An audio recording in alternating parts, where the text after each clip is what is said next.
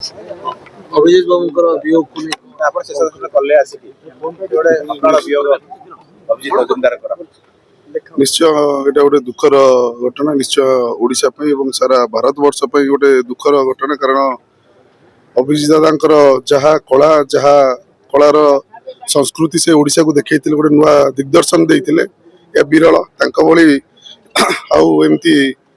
ସଙ୍ଗୀତକାର ତାଙ୍କ ଭଳି ଏମିତି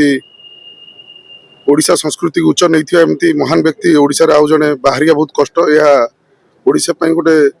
ବହୁତ ବଡ଼ ଦୁଃଖର ଦିନ ଆଜି ନିଶ୍ଚୟ ଆଗରୁ ବି ତାଙ୍କ ଦେହ ଖରାପ ଥିଲା ସେ ଟ୍ରିଟମେଣ୍ଟରେ ଥିଲେ ବହୁତ ଦିନ ସେ ଏମ୍ସରେ ରହିକି ନିଶ୍ଚୟ ଏମିତି ଅବସ୍ଥାରେ ଥିଲେ ଆମେ ସମସ୍ତ ପାଇଁ ଗଭୀର ଦୁଃଖ ଜ୍ଞାପନ କରୁଛୁ ଏବଂ ତାଙ୍କର ଆଗକୁ ଜୀବନ କେମିତି ଆଗକୁ ତାଙ୍କର ସ୍ୱର୍ଗରେ